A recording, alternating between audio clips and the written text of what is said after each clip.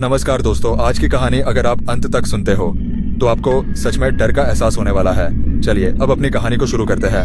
मैं एक truck driver हूँ। सड़कों पर सफर करते करते मेरी जिंदगी बीत रही है, लेकिन एक रात ऐसी आई कि मेरी पूरी दुनिया हिल गई। उस रात मेरी मंजिल थी जैसलमेर और रास्ते में पड़ने वाला कुलधारा गाँव। हाँ, वही कुलधारा जो सदियों से वीरान पड़ा है। मैंने भी इसके बारे में कई कहानियां सुनी थी, लेकिन असली खौफ क्या होता है ये मुझे उस रात पता चला। रात के करीब 12 बजे थे। सड़कें सुनसान थी और ट्रक की हेडलाइट के अलावा दूर दूर तक कुछ नहीं दिख रहा था। मेरा ट्रक कुलधारा गांव के पास से गुजर रहा था जब अचानक इंजन ने अजीब सी आवाज करनी शुरू कर दी। ऐसा लगा जैसे कोई ट्रक के नीचे आ गया हो। मैंने झट से ब्रेक लगाए, लेकिन जब नीचे उतरकर देखा तो वहां कुछ भी नहीं था। एकदम खाली सड़क, मगर हवा में अजीब सी घबराहट थी, जैसे कोई मुझे देख रहा हो। मुझे हल्की हल्की सरसराहट सुनाई दी। मैंने चारों तरफ नजर घुमाई तो दूर गांव के खंडहरों के बीच एक परछाई दिखी। वो इंसान की तरह थी, लेकिन उसकी चाल जैसे हवा में तैर रही हो। ठंडी हवा के झोंकों के साथ मेरे रोंगटे खड़े हो गए। मैं कुछ सोच पाता उससे पहले ही ट्रक का हॉर्न अपने आप बजने लगा। मैंने हड़बड़ाकर केबिन में छलांग लगाई और गाड़ी स्टार्ट करने की कोशिश की, मगर ट्रक ने स्टार्ट होने से इनकार कर दिया। मेरे हाथ कांप रहे थे। मैंने बार बार ट्रक स्टार्ट करने की कोशिश की, लेकिन जैसे किसी ने इंजन को जकड़ लिया हो। तभी अचानक मेरे ट्रक के पिछले हिस्से से किसी के चलने की आवाज आई, जैसे कोई भारी बूट पहनकर धीरे धीरे बढ़ रहा हो। मेरा दिल जोर जोर से धड़कने लगा। मैंने धीरे से रियर व्यू मिरर में झांका और जो देखा उसने मेरी रूह कांप दी। कोई था, एक परछाई, काले कपड़ों में लिपटी हुई आकृति जिसकी आंखें जलती हुई लाल लग रही थी। वो धीरे धीरे मेरी ट्रक के पास आ रही थी। मैं सांस रोककर बैठा था। तभी मेरे ट्रक के शीशे पर एक जोरदार दस्तक हुई। धप धप, ऐसा लगा जैसे कोई अंदर आने की कोशिश कर रहा हो। मुझे कुछ समझ नहीं आ रहा था कि मैं क्या करूं। अचानक ट्रक के सारे लाइट अपने आप बंद हो गए और चारों तरफ घना अंधेरा छा गया। मेरी सांसें तेज हो गईं। फिर एक औरत की हंसी सुनाई दी, ठंडी, दिल दहला देने वाली हंसी जो किसी भी जिंदा इंसान की नहीं लग रही थी। मैं बुरी तरह डर चुका था। उस अंधेरे में मुझे एक ही रास्ता दिखा, कुलधारा गांव की तरफ भागना। हाँ, वही गांव जिसे 200 साल पहले रातों रात उसके लोगों ने छोड़ दिया था। मैंने सुना था कि वहाँ आत्माएं भटकती है, लेकिन उस वक्त मुझे ट्रक से बाहर निकलने के अलावा कोई चारा नहीं दिखा। जैसे ही मैं गांव के खंडहरों की तरफ बढ़ा, हवा अचानक और ठंडी हो गई। ऐसा लग रहा था जैसे किसी ने पूरे माहौल को जमा दिया हो। मुझे हर तरफ टूटी फूटी दीवारें दिख रही थी और बीच में एक पुराना कुआं था। तभी कुएं के पास मुझे किसी की परछाई दिखी। वो धीरे धीरे मेरी तरफ बढ़ रही थी और उसके पैरों की आवाज सुनाई नहीं दे रही थी। मैं जड़ होकर खड़ा रह गया। तभी मेरे कानों में किसी औरत की फुसफुसाहट गूंजने लगी। तू यहाँ क्यों आया? मैंने तुरंत पलटकर भागने की कोशिश की, लेकिन मेरे पैरों में अजीब सा भारीपन आ गया, जैसे जमीन मुझे पकड़ रही हो। मैं जोर से चिल्लाया, लेकिन मेरी आवाज वहीं दब गई और तभी एक ठंडी सांस मेरी गर्दन पर महसूस हुई। ठीक है, मैं इस कहानी को आगे बढ़ा रहा हूँ। हर भाग में 3 बड़े पैराग्राफ होंगे जो आपको और आपके दर्शकों को कहानी से जोड़े रखेंगे। मेरी गर्दन पर किसी की ठंडी सांस महसूस हुई और मैं सुन्न पड़ गया। जैसे ही मैंने पीछे मुड़ने की हिम्मत की, वहां कोई नहीं था, लेकिन मेरे कानों में फिर वही फुसफुसाहट गूंजने लगी। तू यहाँ क्यों आया? इस बार आवाज और करीब से आई थी। मैंने किसी तरह अपने पैरों को जमीन से छुड़ाया और दौड़ने लगा। सामने वो पुराना कुआं था जिसमें से अजीब सी सरसराहट सुनाई दे रही थी। ऐसा लगा जैसे कुएं के अंदर कोई है, कोई जो बाहर आने की कोशिश कर रहा है। मेरी धड़कन तेज हो गई। तभी कुएं के पास पड़े सूखे पत्ते अपने आप उड़ने लगे और उनके बीच से किसी का चेहरा उभर आया। झुलसी हुई खाल, खोखली आंखें और एक अजीब सी काली परछाई। मेरी चीख निकलने वाली थी, लेकिन तभी मेरे ट्रक का हॉर्न अपने आप जोर जोर से बजने लगा। वो आवाज सुनकर मैं जैसे नींद से जागा और तुरंत गांव के बाहर की ओर दौड़ पड़ा। लेकिन ये क्या, गांव का रास्ता तो पीछे छूट गया था। अब मैं कहाँ था? मेरे चारों तरफ सिर्फ उजड़े हुए मकान और टूटी हुई दीवारें थीं। मैं वापस गांव के बीचों बीच आ चुका था। मेरी हालत खराब हो रही थी।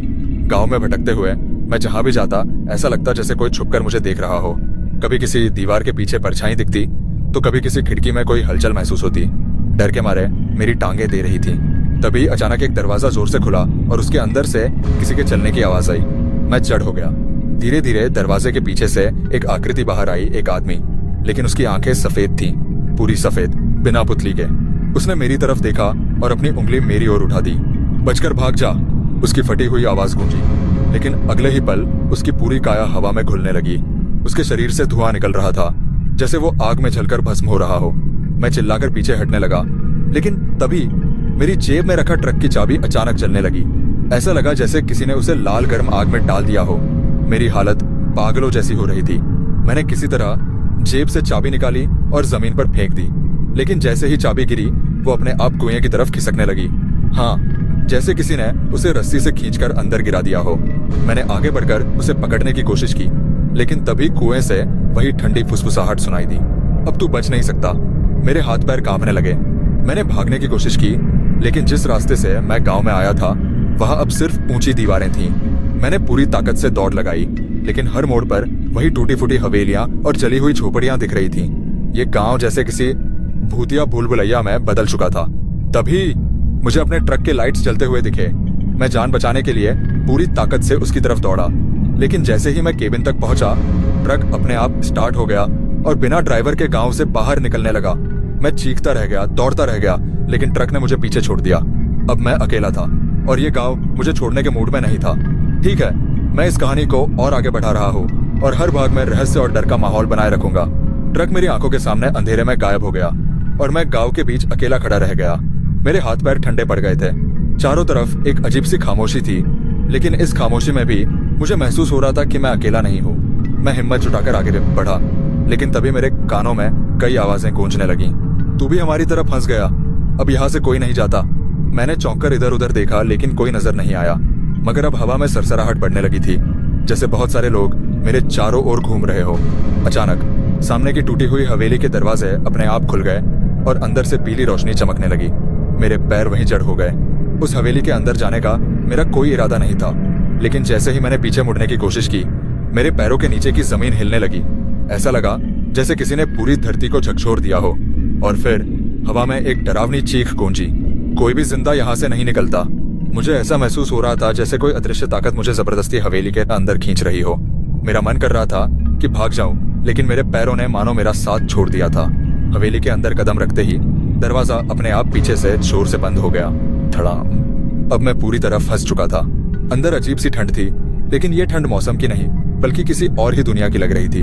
दीवारों पर लगे चित्र धूल से ढके हुए थे, लेकिन ऐसा लग रहा था जैसे वे मेरी ओर देख रहे हो। एक कोने में लकड़ी की पुरानी कुर्सी थी जो धीरे धीरे हिल रही थी, जैसे कोई अदृश्य शक्ति उस पर बैठी हो। मेरी सांसें तेज हो गईं। तभी ऊपर की मंजिल से भारी कदमों की आवाज आई। ऐसा लगा जैसे कोई सीढ़ियों से नीचे आ रहा हो, मगर उसके कदम जमीन पर नहीं पड़ रहे थे बल्कि हवा में तैर रहे थे। मेरी पूरी रीढ़ की हड्डी में सिहरन दौड़ गई। मैंने हिम्मत जुटाकर ऊपर देखा और जो देखा उसने मेरी आत्मा तक हिला दी। वहां कोई खड़ा था।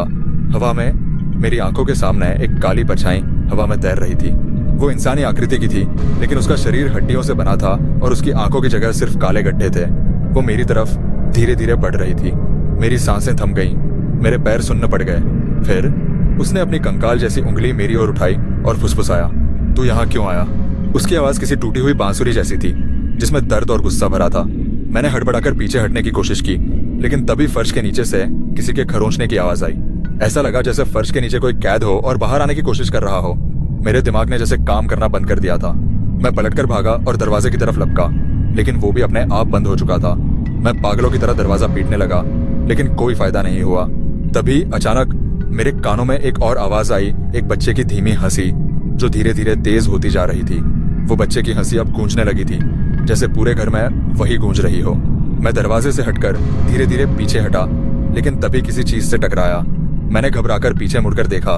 एक पुरानी लकड़ी की पालना कुर्सी थी जो अपने आप हिल रही थी। उसके पास एक पुराना धूल से भरा गुड़िया पड़ा था, जिसकी एक आंख गायब थी और दूसरी आंख अंधेरे में अजीब तरीके से चमक रही थी। मैंने जैसे ही उस गुड़िया को देखा, वो अपने आप हिलने लगी और अचानक हवा में उठ गई। मेरी आंखें फटी की फटी रह गईं। तभी वो गुड़िया जमीन पर गिरी और उसकी फटी हुई जगह से खून जैसा लाल तरल बहने लगा। मेरे रोंगटे खड़े हो गए। उसी वक्त मेरे पीछे किसी ने बहुत धीमी आवाज में फुसफुसाया, तू भी हमारा ही हिस्सा बनेगा। मैंने बिना पीछे देखे भागने की कोशिश की, लेकिन जैसे ही मैंने पहला कदम बढ़ाया, मेरा पैर किसी चीज पर पड़ा और मैं जमीन पर गिर गया।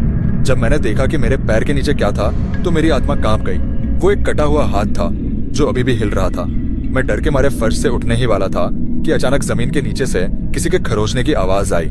ऐसा लगा जैसे कोई अंदर कैद हो और बाहर निकलने की कोशिश कर रहा हो। आवाज तेज होती जा रही थी और तभी फर्श में दरारें पड़ने लगीं।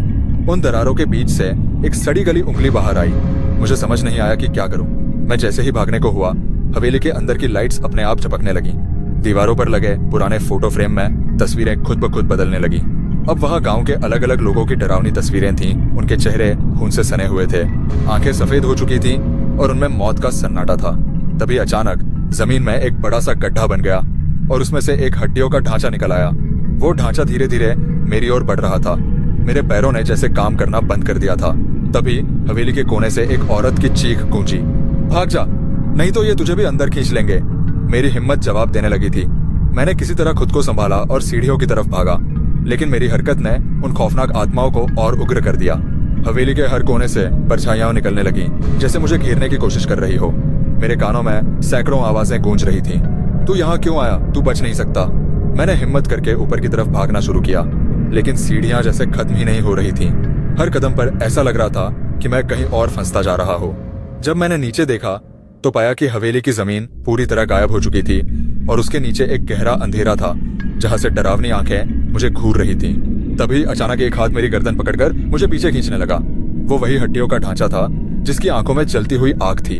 उसकी पकड़ इतनी मजबूत थी कि मैं खुद को छुड़ा नहीं पा रहा था। उसकी आवाज मेरे कानों में गूंजी, अब तू भी हमारा हिस्सा बनेगा, यहाँ से कोई नहीं जाता। मेरी सांसें तेज हो चुकी थीं। वो हड्डियों का ढांचा मेरी गर्दन को जकड़े जा रहा था। उसकी सड़ी गली उंगलियां मेरी चमड़ी में धंस रही थीं। मैं पूरा जोर लगाकर उससे छुटकारा पाने की कोशिश कर रहा था, लेकिन उसकी पकड़ ऐसी थी जैसे मौत ने मेरे गले पर हाथ रख दिया हो। तभी अचानक हवेली के अंदर की लाइट्स एक बार फिर झपकने लगी और चारों ओर एक अजीब सी गरजदार गूंज फैल गई। मैंने अपनी पूरी ताकत से झटका मारा और खुद को छुड़ाने में कामयाब रहा, लेकिन जैसे ही मैंने दौड़कर दरवाजे की ओर जाने की कोशिश की, एक जोरदार आवाज आई, कोई भी जिंदा यहाँ से बाहर नहीं जाता। हवेली के दरवाजे फिर से अपने आप बंद हो गए। अब मेरी हालत पागलों जैसी हो रही थी। बाहर निकलने का कोई रास्ता नहीं था और हर तरफ साए मंडरा रहे थे। तभी अचानक हवेली के बीचों बीच जमीन फट गई और उसमें से अंधेरे में चमकती हुई दो लाल आंखें दिखने लगीं। उन आंखों से इतनी नफरत और गुस्सा छलक रहा था कि मेरी हिम्मत टूटने लगी। मैंने सुना था कि कुलधारा गांव साए को एक श्राप लगा हुआ है, लेकिन अब वो श्राप मेरी आंखों के सामने जिंदा हो चुका था। वो लाल आंखें धीरे धीरे ऊपर उठने लगीं और उनके साथ ही एक लंबा डरावना साया हवा में तैरता हुआ मेरे सामने आ गया।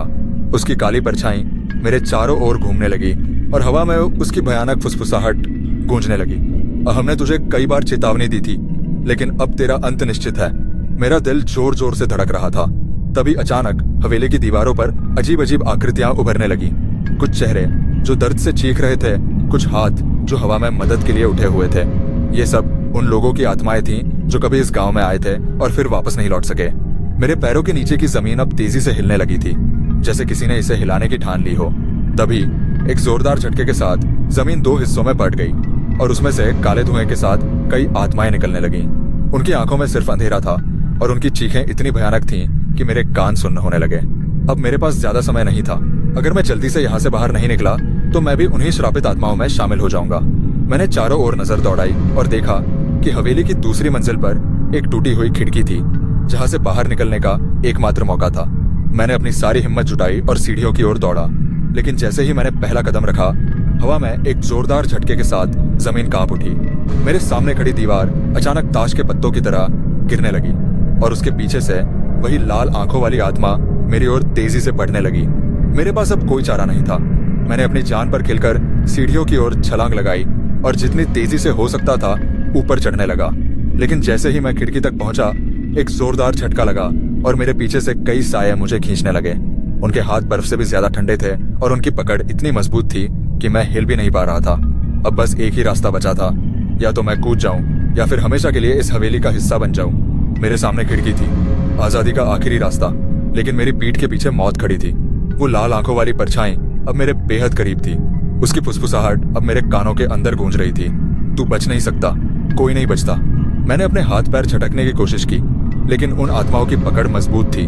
उनकी उंगलियां मेरी त्वचा में धंस रही थी, जैसे वो मेरी आत्मा खींचकर मुझे भी उन्हीं की दुनिया में ले जाना चाहती हो। तभी एक जोरदार चीख गूंजी, भाग वरना देर हो जाएगी। मुझे नहीं पता वो आवाज किसकी थी, लेकिन इसने मुझे एक आखिरी कोशिश करने की हिम्मत दी। मैंने अपनी पूरी ताकत लगाई और अचानक मेरे हाथ उन सायों की पकड़ से छूट गए। मैंने बिना एक पल गनवाए खिड़की की ओर छलांग लगा दी। जैसे ही मैं हवा में लहराते हुए नीचे गिरने लगा, मेरे पीछे से एक जोरदार गूंज सुनाई दी, तू बचकर नहीं जाएगा। मैंने मुड़कर देखा, वो भूतिया परछाई अपनी पूरी ताकत से मेरी ओर बढ़ रही थी। मेरी आंखें अचानक खुली। मैं जमीन पर पड़ा था, सीने में तेज जलन हो रही थी, सांसें उखड़ी हुई थी। मैंने खुद को टटोला, मैं जिंदा था। लेकिन मैं कहाँ था? मैंने इधर उधर देखा, हवेली अब कहीं नहीं थी। मैं कुलधारा गांव के बाहर एक पुराने सड़क किनारे पड़ा था। मेरी ट्रक वहीं खड़ी थी, जैसे कुछ हुआ ही ना हो। क्या ये सपना था या फिर मैं वाकई मौत के दरवाजे से लौटकर आया था? मैंने जल्दी से उठकर अपने ट्रक का दरवाजा खोला और अंदर बैठ गया। मेरी उंगलियां कांप रही थी। स्टार्ट बटन दबाते ही इंजन जोर से गरजा और ट्रक आगे बढ़ने लगा। लेकिन जैसे ही मैंने रियर व्यू मिरर में देखा, मेरे पूरे शरीर में ठंडी लहर दौड़ गई। मिरर में पीछे गांव की तरफ वही लाल आंखें चमक रही थी। मैंने एक्सीलेटर पर पूरा जोर दिया और ट्रक को गांव से जितनी जल्दी हो सके दूर ले जाने लगा। लेकिन जितनी तेजी से मैं भाग रहा था, उतनी ही तेज वो लाल आंखें मेरे पीछे बनी हुई थी। सड़क सुनसान थी, रात काली थी और हर कोने में अजीब सायों की झलक दिख रही थी। तभी ट्रक के रेडियो में तेजी से अजीब आवाजें आने लगी। फुसफुसाहटें, हंसी, चीखें। ऐसा लग रहा था जैसे कोई मुझसे बातें कर रहा हो। तूने हमारे श्राप को तोड़ा है, अब तू कभी चैन से नहीं रहेगा, हम तुझे हमेशा देखते रहेंगे। मेरे हाथ पैर सुन्न हो गए। मैंने तुरंत रेडियो बंद करने की कोशिश की, लेकिन वो खुद ब खुद तेज आवाज में बजने लगा। ट्रक का पूरा केबिन अब उन आवाजों से भर चुका था। और तभी ट्रक के सामने अचानक एक परछाई आ गई। मैं ब्रेक मारते मारते बाल बाल बचा, लेकिन जैसे ही मैंने ध्यान से देखा, वो परछाई गायब हो गई थी। मैंने हड़बड़ाकर चारों ओर देखा, लेकिन कोई नहीं था। मेरी सांसें तेज हो गईं। क्या ये सब अब भी खत्म नहीं हुआ था? मेरी आंखें लगातार रियर व्यू मिरर पर टिकी थीं, लेकिन अब वहां कुछ नहीं था। लाल आंखें गायब हो चुकी थीं, लेकिन मेरा दिल इस शांति को मानने को तैयार नहीं था। ट्रक की हेडलाइट्स दूर तक अंधेरे को चीर रही थीं, लेकिन रास्ता अब भी वीरान था। रेडियो बंद था, लेकिन कानों में अब भी वो भयानक आवाजें गूंज रही थीं। तभी अचानक ट्रक के केबिन में ठंडी हवा चलने लगी। मुझे महसूस हुआ जैसे कोई मेरे पीछे बैठा हो। मेरे रोंगटे खड़े हो गए। मैंने धीरे से पीछे देखने की हिम्मत जुटाई और जैसे ही मैंने आईने में झांका, मेरा दिल धक से रह गया। एक धुंधला साया मेरे ठीक पीछे वाली सीट पर बैठा था। उसका चेहरा नहीं दिख रहा था, लेकिन उसकी सांसें मुझे अपनी गर्दन पर महसूस हो रही थी। वो धीरे धीरे मेरे करीब आ रहा था। मेरा शरीर सुन्न हो गया। मैं ना तो ट्रक रोक सकता था, ना ही भाग सकता था। मैंने पूरी ताकत से स्टीयरिंग संभाला और ट्रक की स्पीड बढ़ा दी। सड़क अब भी सुनसान थी, लेकिन मैं जितनी तेजी से भागने की कोशिश कर रहा था, उतना ही डर बढ़ता जा रहा था। तभी मेरे कानों में एक बेहद ठंडी और डरावनी फुसफुसाहट आई। तो यहाँ तक कैसे बच गया? मेरे पूरे शरीर में बिजली दौड़ गई। वो साया अब और भी करीब आ चुका था। उसकी ठंडी सांसें अब मेरी गर्दन को छू रही थी। मैंने कांपते हाथों से ट्रक के रियर व्यू मिरर को ठीक से देखा। अब उसका चेहरा साफ दिख रहा था। सड़ा गला, भयानक चेहरा, धंसी हुई आंखें और एक डरावनी मुस्कान।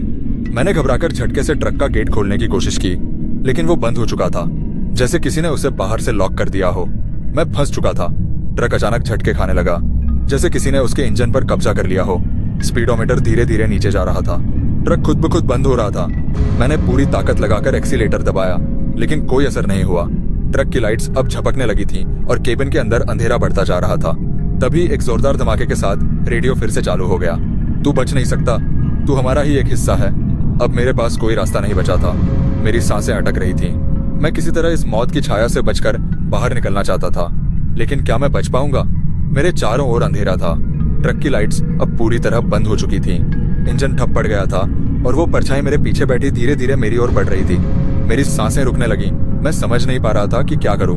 तभी बाहर से किसी ने जोर से ट्रक के दरवाजे पर थपथपाया। मैंने हिम्मत करके खिड़की से झांका। कोई नहीं था, लेकिन ट्रक के बाहर सड़क पर कुछ आकृतियां दिखाई दे रही थी। वो सभी सफेद कपड़ों में लिपटे हुए थे, आंखें कोयले की तरह काली और गहरी। अब तेरा समय पूरा हुआ, उनमें से एक ने धीरे से कहा। मैंने तुरंत ट्रक का हॉर्न बजाने की कोशिश की, लेकिन कोई आवाज नहीं आई।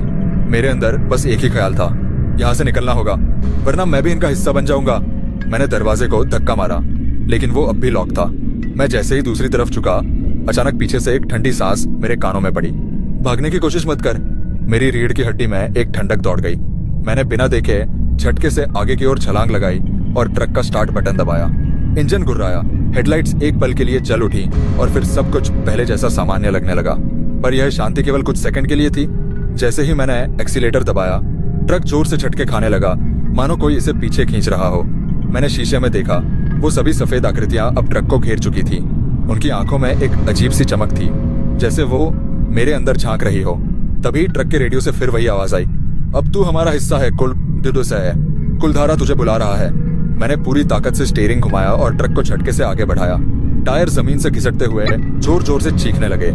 लेकिन जैसे ही ट्रक आगे बढ़ा, मैंने अपने सामने देखा, सड़क के बीचों बीच एक औरत खड़ी थी। उसके लंबे बाल हवा में उड़ रहे थे, आंखों से खून टपक रहा था और उसके हाथ धीरे धीरे मेरी ओर उठ रहे थे। मेरे दिमाग ने अब काम करना बंद कर दिया था। ट्रक पूरी रफ्तार में था, लेकिन जैसे ही मैंने ब्रेक मारा सब कुछ धुंधला हो गया। मेरा सिर स्टीयरिंग से टकराया, आंखों के सामने अंधेरा छा गया और अगले ही पल मैंने खुद को एक सुनसान सड़क के किनारे पड़ा पाया। ट्रक वहीं खड़ा था, इंजन चालू था, लेकिन अंदर कोई नहीं था। कुलधारा गांव का निशान भी गायब हो चुका था, जैसे वो कभी अस्तित्व में था ही नहीं। मैंने धीरे धीरे उठने की कोशिश की, लेकिन मेरा पूरा शरीर सुन्न था। क्या मैं मर चुका हूँ? मेरे दिमाग में यह सवाल गूंजने लगा। तभी सड़क के किनारे एक टूटी हुई नेम प्लेट पड़ी मिली। उस पर धूल जमी थी। मैंने जैसे ही उसे साफ किया, मेरी आंखें फटी रह गईं। कुलधारा गांव, यहाँ पर कोई नहीं रहता। लेकिन तभी नेम प्लेट के पीछे से किसी ने मेरा हाथ पकड़ लिया। मेरी उंगलियां अब भी उस टूटी हुई नेम प्लेट को थामे हुए थीं, लेकिन जैसे ही किसी ने मेरा हाथ पकड़ा, मेरे पूरे शरीर में एक सिहरन दौड़ गई। वो पकड़ ठंडी थी, इतनी ठंडी कि मेरी हड्डियां तक जमने लगीं। मैंने झटके से पीछे देखा, कोई नहीं था, पर उस हाथ का एहसास अब भी मेरी त्वचा पर था। हवा भारी हो चुकी थी और दूर कहीं से किसी औरत के रोने की आवाज आ रही थी। वो आवाज इतनी दर्दनाक थी कि मेरे कान सुन्न होने लगे। मैंने अपने ट्रक की तरफ देखा, इंजन अब भी चालू था, जैसे कुछ हुआ ही ना हो। लेकिन अब मुझे इस जगह से निकलना ही था। मैंने पूरी ताकत लगाकर ट्रक के केबिन का दरवाजा खोला और अंदर घुस गया। स्टीयरिंग पकड़ते ही मेरे हाथ किसी गीली चीज से चिपक गए। खून, ट्रक के डैशबोर्ड पर ताजा खून बिखरा था। सीट पर किसी के हाथ के निशान थे और मेरे ठीक सामने विंडशील्ड पर एक शब्द लिखा था, रुक जा। मेरे दिमाग में बस एक ही बात चल रही थी, मुझे इस जगह से भागना होगा और अभी। मैंने फौरन गियर बदला और एक्सीलेटर दबाया। ट्रक जोर से गुर्राया और पूरी रफ्तार से आगे बढ़ने लगा। सड़क के दोनों किनारों पर अब भी अजीब अजीब आकृतियां दिख रही थीं। कुछ झुकी हुई, कुछ खड़ी और कुछ मेरी तरफ दौड़ रही थीं। मैंने शीशे में देखा, पीछे की सड़क धुंधली होती जा रही थी, लेकिन एक परछाई अब भी मेरे ट्रक के पीछे पीछे भाग रही थी। वो आकृति और पास आ रही थी, अब साफ दिख रही थी। एक औरत, उसके बाल हवा में उड़ रहे थे, सफेद आंखें जल रही थी और उसका चेहरा किसी बेजान लाश की तरह लग रहा था। तू बच नहीं सकता, उसकी आवाज गूंजी। मैंने ट्रक की रफ्तार और बढ़ा दी, लेकिन तभी मेरे सामने अचानक से वही औरत सड़क के बीचों बीच खड़ी हो गई। मैंने ब्रेक मारा, लेकिन ट्रक जोर से झटका खाकर रुका। मेरी आंखों के सामने अंधेरा छा गया। कुछ सेकंड के लिए मुझे कुछ समझ नहीं आया। जब होश आया तो मैं अब भी ट्रक के केबिन में था, लेकिन ट्रक अब किसी अजीब जगह पर खड़ा था। मैंने चारों ओर देखा। सामने पुरानी हवेलियों के खंडहर थे, टूटी फूटी गलियां और हवा में उड़ती हुई धूल। मैं कुलधारा में था, लेकिन मैंने तो ट्रक गांव के बाहर मोड़ दिया था। फिर मैं यहाँ कैसे आ गया? तभी ट्रक के रेडियो में फिर से वही आवाज आई, अब कोई रास्ता नहीं बचा, तेरा सफर यहीं खत्म होता है। मेरे दिल की धड़कनें तेज हो गईं। मैंने ट्रक का दरवाजा खोलने की कोशिश की, लेकिन वो अब अंदर से लॉक हो चुका था। अचानक मेरी विंडशील्ड पर किसी ने जोर से दस्तक दी, टक टक टक। मैंने कांपते हाथों से बाहर देखा। वो औरत अब ठीक सामने खड़ी थी, लेकिन इस बार उसके पीछे पूरी की पूरी भीड़ खड़ी थी। कुलधारा के वो सभी लोग जो सदियों पहले गायब हो गए थे, और वो सब अब मुझे बुला रहे थे। मेरी सांसें तेज हो गई थी। ट्रक के बाहर खड़ी वो औरत और उसके पीछे खड़ी वो सैकड़ों अधजली अधटूटी आत्माएं। उनकी आंखें एक साथ चमकी। उनके चेहरे पर कोई भाव नहीं था, बस एक खालीपन था, जैसे वो किसी का इंतजार कर रही हो। अब तेरा समय पूरा हुआ, एक भारी आवाज गूंजी। मेरी पूरी ताकत ट्रक का दरवाजा खोलने में लगी थी, लेकिन वो टस से मस नहीं हुआ। मैंने शीशे के पार देखा, वो लोग अब धीरे धीरे ट्रक के करीब आ रहे थे। हर कदम के साथ उनकी परछाइयां लंबी होती जा रही थीं। तभी ट्रक की हेडलाइट्स झपकने लगी। रेडियो में अजीब सी सरसराहट शुरू हो गई। एक जानी पहचानी पर गूंजती हुई आवाज आई, ये जगह छोड़ दे वरना। आवाज बीच में ही कट गई और तभी ट्रक के बोनट पर जोरदार वार हुआ। ट्रक जोर से हिला और मेरी घबराहट चरम पर पहुंच गई। मैंने दोबारा स्टार्ट करने की कोशिश की, लेकिन इंजन घड़घड़ाने के बाद शांत हो गया। तभी मेरा ध्यान रियर व्यू मिरर की ओर गया। पीछे वाली सीट पर कोई बैठा था। वो एक कंकाल जैसी आकृति थी, गहरे धंसे हुए आंखों के गड्ढे और हड्डियों से लटकती झुलसी हुई खाल। उसने धीरे से अपनी गर्दन घुमाई और उसके खुले हुए जबड़ों से एक भयानक फुसफुसाहट निकली, अब तू भी हमारा हिस्सा है। मेरा गला सूख गया। मैंने पूरी ताकत से हॉर्न दबाया, लेकिन आवाज नहीं निकली। अब बाहर खड़े सारे ट्रक की खिड़कियों को खटखटाने लगे थे, टक टक टक। मैंने हिम्मत जुटाकर सीट के नीचे रखा हुआ एक लोहे का रॉड निकाला और खिड़की पर दे मारा। कांच चकनाचूर हो गया और मैं तेजी से बाहर कूद गया। पर बाहर आते ही मैंने देखा, अब मैं उस गांव की गलियों में खड़ा था। ट्रक गायब हो चुका था और वो सारे साए अब मुझे घेर रहे थे। अब मैं उनके बीच खड़ा था और मेरे पास कोई रास्ता नहीं था। वो सफेद आंखों वाले लोग मेरे चारों ओर घूमने लगे।